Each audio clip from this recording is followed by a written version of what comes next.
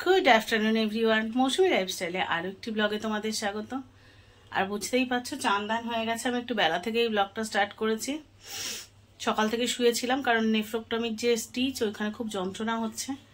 সকালে plain bread butter আর omelette খাওয়া হয়েছে, ওটুকুই শুধু উঠে করেছি কোনো রকমে করে, আবার শুয়ে পড়েছিলাম। আর আজকে মামের পরীক্ষা, তোমাদের দাদা গেছে মামকে আনতে, কারণ মামকে দিয়েও এসেছে ও। মামের সেন্টার তো খুবই কাছে পড়েছে, যাদবপুর থানার কাছে। দিয়েও এসছে ও, আনতেও গেছে ও। তাই আমি ভাবলাম চলো ঝটপট অল্প হলেও কিছু রান্না করে নিই।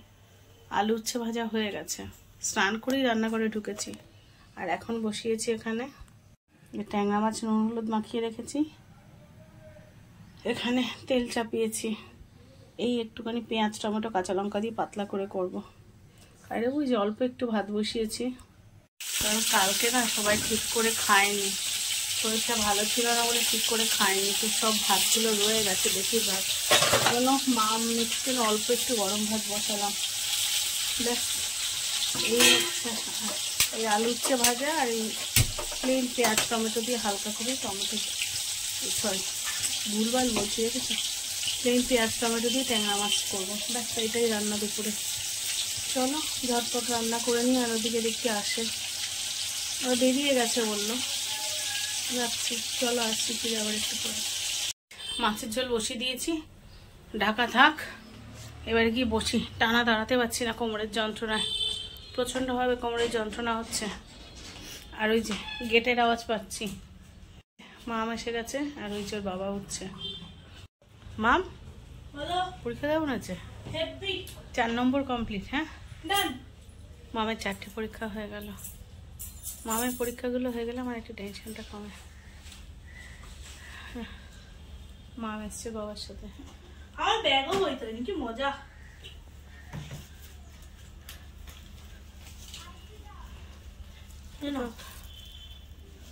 বাবা, আমার মেয়ে আমার জন্য লজেন্স নিয়ে, এটা আমরা বন্ধুরা খাচ্ছিলাম, তোমাদের মিষ্টি বাসে বসে।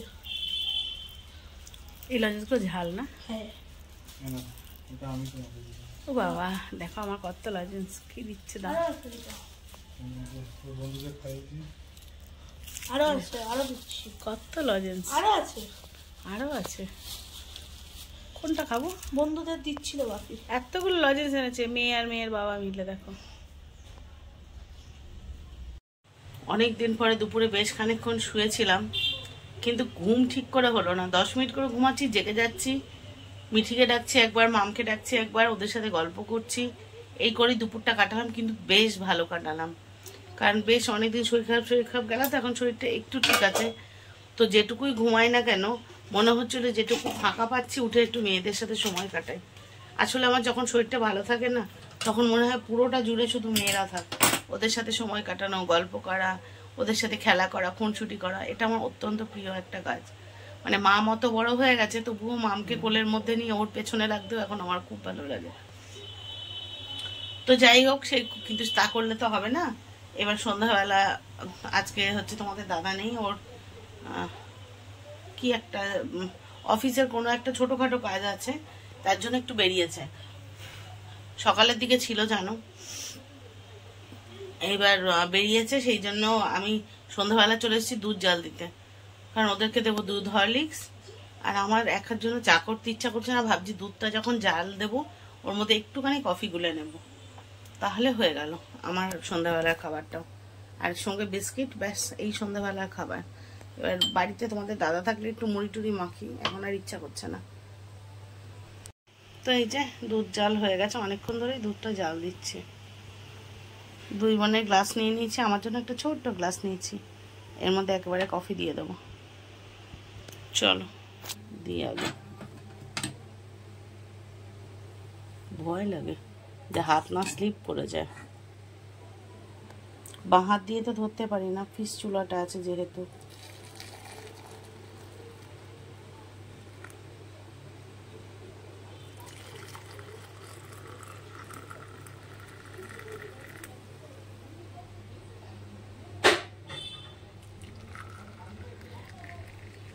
ব্যাস হয়ে গেল। এটাও খুব কম কোয়ান্টিটি, ছোট্ট গ্লাস দেখে মনে হচ্ছে। এটা আমি খুব শখ করে এই গ্লাসটা কিনেছিলাম, সে আগেকার দিনে চায়ের দোকানে চা খেত না, বেশ একটু নস্টালজিক লাগে। আবার এটা আনতে হবে।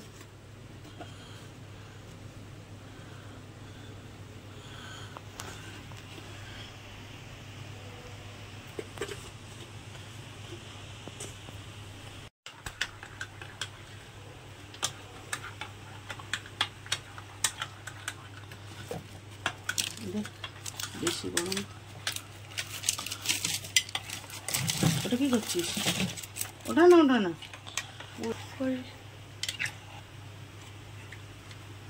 এই যে কফি।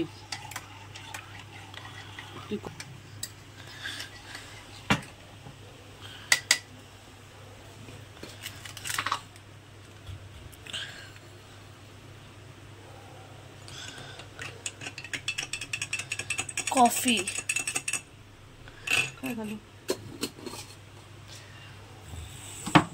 দাঁড়া, সেটা নিয়ে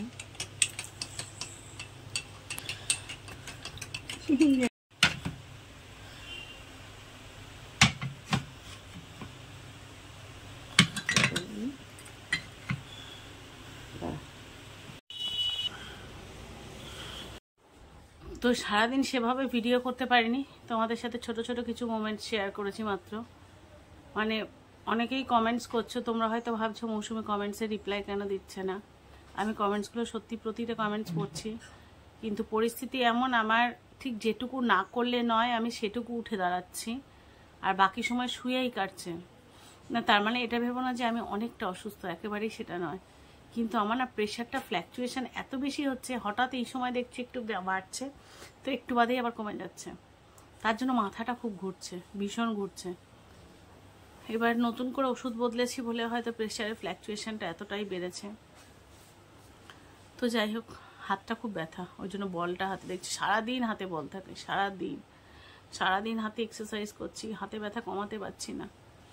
তো যাই হোক, প্রেশারের ফ্ল্যাকচুয়েশনটা এত বেশি হয়ে গেছে যে প্রবলেম হচ্ছে, ভীষণ মাথা ঘুরছে। একটু আগেই যেমন শুয়েছিলাম, একবার দেখছি 112/72। এবার বোঝো, যে মানুষের 200-র ওপরে প্রেশার থাকতো সে 112/72, কোন জায়গায় দাঁড়িয়ে আছে প্রেশার। এত মাথা ঘুরছে আমি উঠতে পারছি না, সাথে সাথে শুয়ে পড়লাম। মামকে বললাম, মামা আমার খুব কষ্ট হচ্ছে, আমি যে উঠে গিয়ে একটা ডিম সেদ্ধ করবো সে ক্ষমতা নেই। তার একটু আগে কিন্তু ভালো ছিলাম। তারপরে মামা একটা ডিম সেদ্ধ করে এনে দিল, সেটাকে খেলাম। খাওয়ার 5-7 মিনিট বাদে গিয়ে দেখলাম 132/86 হলো, এরকম 86, হ্যাঁ 86। তারপরে এই উঠে বসে ভাবলাম যে চলো, যে অনেকেই কমেন্টস করছো, অনেকেই ফোন করছো যে মৌসুমি ভিডিও দিচ্ছ না কেন, বেশ অনেকগুলো দিন ভিডিও আসেনি। আজকে ওই জন্য খুব ছোট ছোট হলেও ক্লিপগুলো শেয়ার করার চেষ্টা করলাম, যে যতটুকু উঠে দাঁড়িয়েছি আর যেটুকু কাজ করেছি চলো তোমাদের সাথে শেয়ার করি। যদিও তার পেছনে তোমরা দেখতে পাওনি যে মাম আর ওর বাবা বাকি কাজগুলো কিভাবে সাপোর্টলি করেছে, তো সেগুলো ক্যামেরা বন্দি করা হয়নি। আসলে ক্যামেরা বন্দি ওরা নিজেরা খুব একটা করতে চায় না, পারে না ওইভাবে ক্যামেরা সেট করে করে করতে, আর আমি যে উঠে দাঁড়িয়ে করব সে ক্ষমতা আমার ছিল না। একদমই ঠিক আছে, জানো তো, এই যে জবে থেকে পাম্প ক্যাথটা রিমুভ হয়েছে, ঠিকঠাক স্নান করছি, আর যেদিন পাম্প ক্যাথ রিমুভ হলো তার আগের দিন ডাক্তার দেখালাম, আগের দিনকে প্রেশারের ওষুধটা চেঞ্জ হলো, তো প্রেশারের ওষুধ বদলালো, পাম্প ক্যাথ রিমুভ হয়ে প্রপারলি স্নান করা শুরু করলাম তার 3-4 দিন পরের থেকে। তো তারপর থেকে মোটামুটি প্রেশারটা কন্ট্রোলে, কিন্তু কন্ট্রোলে মানে আমার ক্ষেত্রে সেটা অনেক বেশি লো প্রেশার হয়ে যাচ্ছে। এবার সেটা আমার জন্য অনেকটা কষ্টদায়ক হয়ে যাচ্ছে। আগে যেখানে আমার নর্মালি 180, 85, 90 এরম থাকতো উপরেরটা, নিচেরটা কম থাকলেও 115-12 কম থাকতো না, সেটা একেবারে ওরকম নেমে গেছে। আর আজকাল তো মাঝে মাঝে অতিরিক্ত নেমে যাচ্ছে।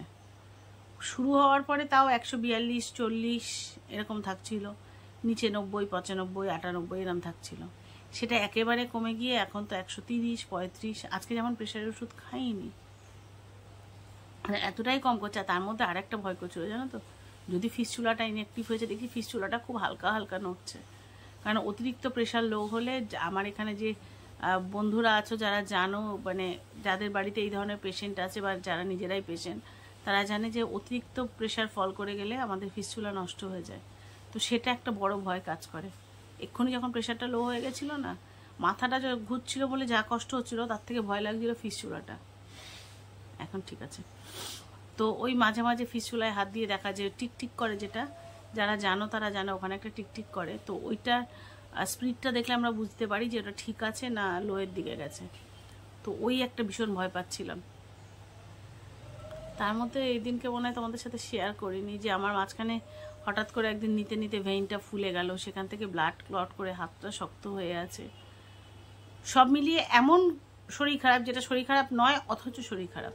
ধরো হাতটা ব্যথা, ফুলে আছে, ব্লাড ক্লট করে গেছে, প্রেশার ফল হয়ে যাওয়ায় মানে শুয়ে পড়ছি।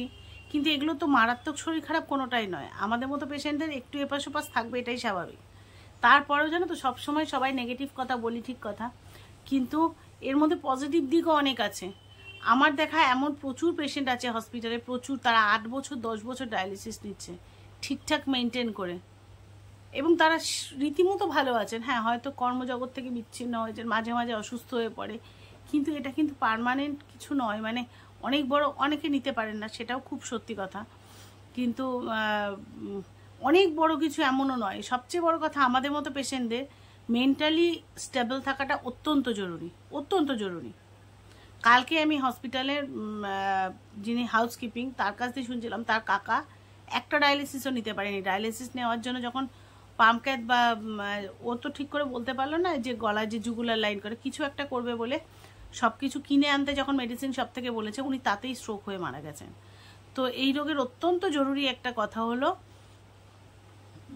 মেন্টালি স্টেবল হওয়া, মানে প্রতিটা চিকিৎসাকে খুব সাপোর্টিভলি নেওয়া, যে হ্যাঁ ঠিক আছে কিছু করার নেই, এটাই আমার অপশান। আমার জ্বর হলে যদি ওষুধ খেতে হয়, তো আমার কিডনি খারাপ হলে আমার ডায়ালিসিস নিতে হবে, এটাকে অ্যাকসেপ্ট করতে হবে। শরীর খারাপ হলে ডাক্তার দেখাতে হবে, সাথে ওষুধ খেতে হবে, পজিটিভলি নাও, ব্যাস ঠিক আছে। তাতে অ্যাটলিস্ট মানে কিছু বছর বাঁচতে পারবে, এটা আমি হসপিটালে গিয়ে দেখেছি। আর যারা মেন্টালি নিতে পারেন না, আগের দিন তোমাদেরকে বেশ মাসখানেক কি মাস দেড়েক আগে বললাম, ভদ্রমহিলা মানতেই পারেননি প্রথম দিন থেকে যে ওনার কিডনি খারাপ, ওনাকে ডায়ালিসিস নিতে হবে। উনি 1 মাসও কন্টিনিউ করতে পারলেন না। তো সবার আগে অত্যন্ত জরুরি মানসিকভাবে স্ট্রং থাকা, অত্যন্ত জরুরি এটা। তো এটাই তো, সেই জন্য শরীর খারাপ, অসুখ এগুলো আমি দেখাতে চাইনি। আমার এগুলো দেখাতে ভালো লাগে না। আমার তোমাদের সাথে হেসে খেলে গল্প করে আমার স্বাভাবিক জীবনযাপনের মধ্যে দিয়ে তোমাদের সাথে থাকতে ভালো লাগে। তার মধ্যেও কিছু কিছু সময় আপডেট দিই, কারণ তোমরাই বলো মৌসুমি তুমি কেমন আছো। কারণ আমার হয়তো বন্ধুর সংখ্যা খুব সীমিত, খুবই সীমিত, কিন্তু প্রতিটা বন্ধু আমাকে প্রচণ্ড ভালোবাসে। তাই প্রতি মুহূর্তে জানতে চাও যে কেন তুমি ভিডিও দিচ্ছ না, কেন আসছে না। তবে যাই হোক, চেষ্টা করি আমি কিন্তু আমার রেগুলার অ্যাক্টিভিটি শেয়ার করার। আর মামের পরীক্ষা হয়ে গেলে তো তোমরা চিন্তাই করো না, প্রতিদিন পাবে। কারণ আমি আমার হাসি খুশি লাইফটা ডেফিনেটলি তোমাদের সাথে শেয়ার করব। আর আমি শরীর খারাপ থাকলে শুয়ে থাকবো, কিন্তু সেটা তোমাদের সাথে শেয়ার করব না। মামের হাসি খুশি লাইফটা তোমাদের সাথে শেয়ার করব, কারণ আমি মনে করি হাসি খুশি থাকাটা অত্যন্ত জরুরি। জীবনে ডিপ্রেশন আসবে, ডিপ্রেশন যাবে, সময় খারাপ আসবে, সময় খারাপ যাবে, আবার ভালো সময় আসবে, এটাই জীবন। প্রত্যেকের জীবনে সমস্যা আছে। আজ আমি মৌসুমি, আমার জীবনে সমস্যা আছে এমন না, হয়তো আর তোমাদের জীবনেও আছে অন্য ধরনের সমস্যা। তো ভালোটা শুধু জীবনে থাকবে এটাই কথা নয়, খারাপটাও থাকবে। তো ভালো মন্দ নিয়েই জীবন, আর আমরা সেটা নিয়ে চলবো। তো কখনো ডিপ্রেশনে যাব না, কখনো আপসেট হব না। শরীর খারাপ থাকলে শুয়ে থাকবো, সুন্দর করে ওষুধ খাবো, আবার সুস্থ হয়ে হাসবো। এটাই আমার জীবনের মূল মন্ত্র। আর আমি জানি আমার বন্ধুরাও এটা শুনেই খুশি হয়। শরীর খারাপ হতেই পারে, শরীর তো মেশিন, তো শরীরও তো একটা মেশিন, সেটা তো খারাপ হতেই পারে। শুয়ে থাকবো, ডাক্তার দেখাবো, ওষুধ খাবো, আবার সুস্থ হয়ে যাবো, চাঙ্গা হয়ে আবার উঠে দাঁড়াবো। কি হয়েছে? আমার কিডনি খারাপ, থাকবে কিডনি খারাপ, তার জন্য তো আমার ডায়ালিসিস নিয়ে আমি আমার ব্লাডটাকে ক্লিন করছি, আমার জলটাকে বের করে আসছি, আমার যে প্রবলেমগুলো আমি ডায়ালিসিস নিয়ে ঠিক হয়ে যাচ্ছি। তো আমি কোথায় অসুস্থ? আমি সুস্থ। মাঝে মাঝে প্রবলেমটা সবার জীবনেই আসে। তোমাদের জ্বর সর্দি কাশি হয় না? ডেফিনেটলি হয়, সবারই হয়। তো আমিও আমার রোগটাকে জ্বর সর্দি কাশির মতোই ভেবে নিয়েছি। তো এটাই চেষ্টা করছি আমার রেগুলার ব্লগগুলো তোমাদের সাথে শেয়ার করা, আর অবশ্যই আমার সুন্দর মুহূর্তগুলো তোমাদের সাথে শেয়ার করা। তো খানিকক্ষণ শুয়ে থাকলেও তোমাদের সাথে গল্প করতে গিয়ে কিন্তু আমার মনটা বেশ চাঙ্গা হয়ে গেছে। আমি সত্যি ব্লগিং করতে ভালোবাসি, তোমাদের সাথে গল্প করতে ভালোবাসি, মাঝখানে মাঝখানে দিতে পারি না অসুস্থতার জন্য। আমি চাই না অসুস্থতাটাকে শেয়ার করতে, আমি চাই তোমাদের সাথে সুন্দর করে গল্প করতে। আর যেহেতু একটু একটু করে সুস্থতার দিকে যাচ্ছে, প্রেশারের ওষুধটা চেঞ্জ হওয়ায়, তারপরে পাম্প ক্যাটটা রিমুভ হওয়ায়, তো আমি খুব তাড়াতাড়ি লাইভে আসছি, খুব তাড়াতাড়ি তোমাদের সাথে গল্প করতে। তোমরা আজকের কমেন্ট সেকশানে জানিও কোন সময় লাইভে আসলে তোমাদের বেশি মানুষের রেসপন্স পাবো। মানে দুপুরবেলায় আমি দেখেছি সেভাবে 3টে-4টের সময় অতটা অ্যাক্টিভ কেউ থাকো না। আমি যদি 10টা, 10:30টার দিকে আসি লাইভে রাত্রেবেলা, তাহলে কি তোমরা অ্যাক্টিভ থাকবে? তো সেটা তোমরা অবশ্যই আমাকে আজকে কমেন্ট সেকশানে জানাবে, আমি কখন লাইভে এলে তোমরা অ্যাক্টিভ থাকবে, তোমাদের সাথে গল্প করতে পারবো। তো আজকে এই যে উত্তরটা জানা আমার অত্যন্ত জরুরি। তো চলো, ব্লগটা যদি একটুও ভালো লেগে থাকে লাইক কমেন্ট শেয়ার করে পাশে থেকো।